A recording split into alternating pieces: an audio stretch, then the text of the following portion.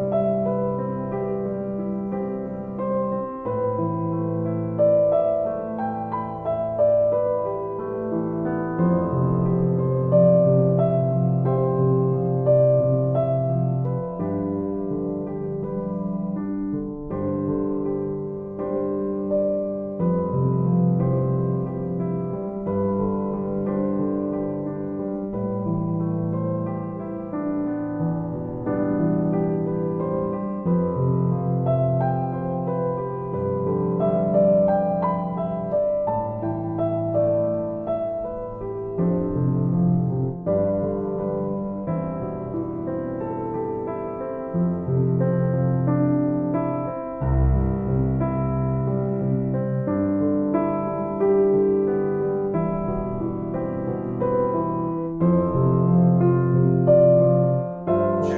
કરીને નવસારી જિલ્લાની વાત કરવામાં આવે, નવસારી જિલ્લામાં ગત રોજ રાત્રિ સમય દરમિયાન જ્યારે વાવાઝોડાએ જ્યારે તાંડવ મચાવ્યું છે, અહીંના જે સિંધેઈ ગામની વાત કરવામાં આવે, વાંસદા તાલુકાનું જે સિંધેઈ ગામ છે ત્યાં અનેક પરિવારો તબાહી મચી ગયા છે અને જે હસતું રમતું પરિવાર આજે જ્યારે રોડાઈ રહ્યા છે, ત્યારે અહીં જે ખાસ કરીને જે અહીં કાયમ માટે જ્યારે એવા પરિવારની પડખે જ્યારે આવતા હોય છે સેવાભાવી લોકો અને સમસ્ત આદિવાસી સમાજના પ્રમુખો અહીં જ્યારે સિંધેઈ ગામ ખાતે પહોંચી ગયા છે, જે આ પરિવારની પડખે ઊભા રહ્યા છે, જે ફૂલ નહીં તો ફૂલની પાંખડી આપીને પરિવારની સપોર્ટ કરી રહ્યા છે, ત્યારે આપણે એમની સાથે જ વાત કરીશું આજના દિનના લઈને. અને જે સમાજના પડખે આજે ઊભા છે ત્યારે આપણે અહીં નવસારી જિલ્લાના પ્રમુખ ડૉક્ટર નીરવભાઈ સાથે પહેલાં વાત કરીશું.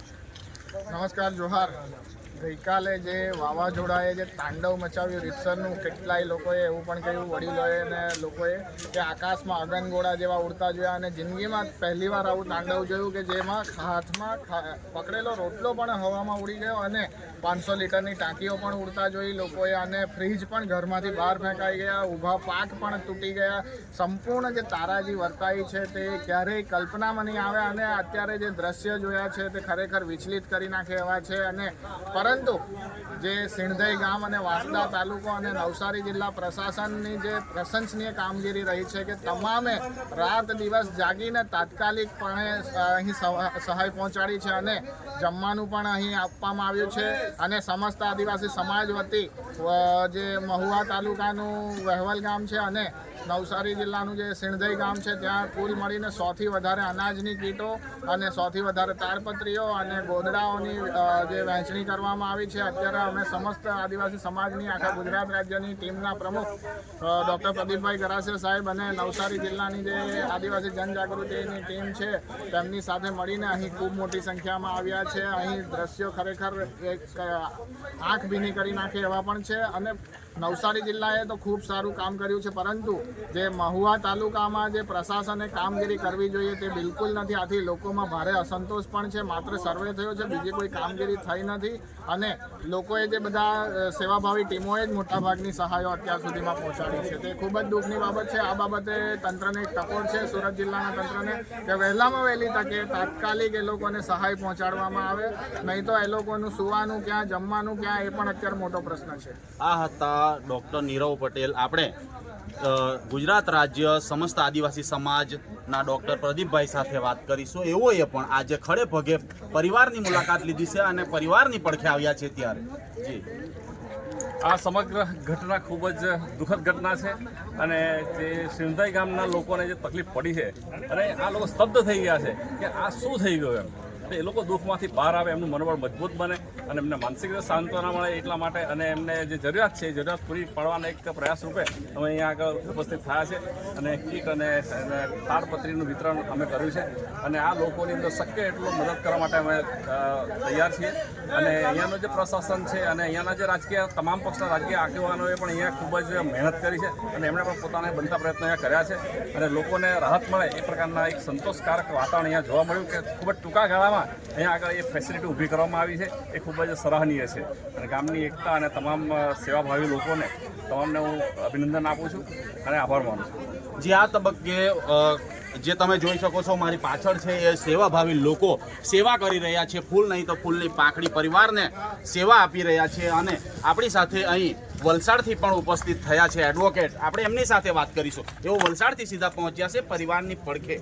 જી, ગઈકાલે રાત્રે જ્યારે અમે ઇન્સ્ટાગ્રામ જોઈ રહ્યા હતા ત્યારે અમને વિડીયો વાયરલ થયા હતા. એટલે આજે સવારે એક સમસ્ત આદિવાસી તરીકે અને સમસ્ત આદિવાસીના સભ્યો તરીકે આજે અમે બધા ભેગા થઈને ગઈકાલના જ મેસેજો કર્યા હતા બધાને કે ભાઈ આ રીતનો કોઈ માહોલ થઈ ગયો છે. એ બધા ફંડ ભેગા કરીને અને પોતાનો ફંડ આપીને આ રાત દરે બધાને એક નાની સહાય કરવા માટે આવ્યા છીએ. એમાં મને પણ ભાગ મળ્યો એ બદલ આમનો પણ અમે સમસ્ત આદિવાસી ગુજરાત રાજ્યના જે પ્રમુખ છે ડૉક્ટર નીરવ ગરાસિયા ડૉક્ટર પ્રદીપભાઈ ગરાસિયા અને નીરવભાઈનો આભાર માનીએ છીએ કે અમને પણ એક મોકો આપ્યો આના માટે. અને અહીંયા પણ હજી પણ 2-3 દિવસમાં પછી પણ અમે તમામ પાછા ભેગા મળીને અહીંયા પાછી નિરીક્ષણ કરશું અને જરૂરિયાત મુજબ અહીંયા પણ કામકાજ કરશું. એટલે 2 દિવસનો સવાલ નથી. અમે તો જ્યાં સુધી આ લોકોની પરિસ્થિતિ સારી ન થાય ત્યાં સુધી એમની પડખે તટસ્થ ઊભા રહીશું. આજે પણ ખડે પડકે છે અને આવનાર 2 દિવસ પછી પણ સર્વે કરશે અને ત્યાર પછી પણ જો કંઈક જરૂરિયાતમંદ હશે એમને સેવા પૂરી પાડવા માટે કટિબદ્ધ છે એવું એમના દ્વારા જણાવવામાં આવ્યું. બીજા પણ સેવાભાવી લોકો છે, આપણે એમની સાથે વાત કરીશું. જો આજની પરિસ્થિતિ જોઈને કેવું? આજની પરિસ્થિતિ લોકોનો ખૂબ જ સારો એવો સહકાર મળ્યો છે. કાલની પરિસ્થિતિ ખૂબ જ ખરાબ હતી. આ રાત્રે 8:30 વાગ્યાની શાયદ આસપાસની ઘટના છે ને ગામના લોકોએ ખૂબ જ સારો એવો સહકાર આપ્યો છે. કાલે રાત્રે એમ જોવા જઈએ તો રસ્તા પણ બંધ હતા. ગામનો સિંધઈ ગામનો સૌથી પછાત વર્ગ જે રહી છે, મજૂર વર્ગ, એ જ એરિયામાં સૌથી વધારે નુકસાન થાય છે અને સારી એવો સહકાર મળે છે અને સારી એવી સહકારની કામના થઈ રહી છે. જે નવસારીથી પણ અહીં ઉપસ્થિત છે સેવાભાવી ટીમ પહોંચી ચૂકી છે, સેવા કરી રહી છે. પાછળ દ્રશ્યમાં જોઈ શકો છો. આગેવાન સાથે વાત કરીશું. હજુ પણ એવો શું કહેવા માંગે છે? જે આજની પરિસ્થિતિ જોઈને શું લાગી રહી છે? પરિવારની કેવી પરિસ્થિતિ? ખૂબ જ દુઃખ થાય છે આજે કે ગઈકાલે રાત્રે જે પરિસ્થિતિ હશે તો આપણે આજે જોઈએ ત્યારે આપણને ખબર પડે કે આટલું વિનાશ થઈ ગયો ત્યારે આ પરિસ્થિતિ તો ખરેખર રાતની જે પરિસ્થિતિ હશે એ કેટલી ભયાવહ હશે. અને ગામના લોકોની સાથે વાતચીત કરી તો ખબર પડી કે આખું ગામ એના સહયોગમાં ઉતરી પડ્યું છે. આજે જોઈએ છે તો જીઈબીના કર્મચારીઓ એકદમ તાબડતોડ કાર્ય કરી રહેલા છે અને આજુબાજુના ગામનો સેવાભાવી સંસ્થાઓનો અમારે નવસારીમાં આદિવાસી જનજાગૃતિ સમિતિ પણ જ્યારે સવારે ખબર પડી અને પ્રમુખ સાહેબે જ્યારે હાકલ કરી સમસ્ત આદિવાસી સમાજના, ત્યારે આખી ટીમ એમાં કામે લાગી ગઈ અને એના માટે કીટ બનાવી અને આજે 100 જેટલી કીટો લઈ અને અમે અહીં પધાર્યા છીએ. તો ગામના લોકોને બનતી મદદ કરીશું. મારી ખાસ એ વિનંતી કે શરૂઆતના 2-3 દિવસોમાં આમાં ઘણો બધો ઉત્સાહ રહેશે પણ ખરેખર જરૂરિયાત તેમની જે બેઝિક બધી નુકસાન થયું છે કે તો એ ફરી પાછું કેવી રીતે ઊભું થાય એના માટેનું કાર્ય ખાસ આપણે કરવું પડશે અને એના ફોલોઅપ માટે સમસ્ત આદિવાસીની ટીમ એ કાર્યની સાથે જોડાશે અને આ છેવાડાના માણસને જે બી કંઈક નુકસાન થયું છે એનું ભરપાઈ થાય ત્યાં સુધી સમસ્ત આદિવાસીની ટીમ એ કાર્યની સાથે ઊભી રહેશે અને એમને લાભ આપવા માટેનો સંપૂર્ણ પ્રયત્ન કરશે. જ્યાં હતા નવસારીથી એવો એ કીધું છે કે જ્યાં સુધી આ ઊભું ના થઈ જાય પરિવારની પડખે ત્યાં સુધી એવો રહેશે. અને અહીં જે દ્રશ્ય તમે જોયા એ પ્રમાણે માનવતાના જે દ્રશ્ય જોયા છે, માનવતાના જે દર્શન થઈ ગયા છે. હજુ પણ તમને જે અનેક એવા દ્રશ્ય બતાવીશું. આંખમાં જ્યારે પાણી લાવી દે એવા દ્રશ્ય છે. તો આવો જોઈએ સમગ્ર દ્રશ્ય આપણે એકવાર ફરીથી જોઈ લઈએ.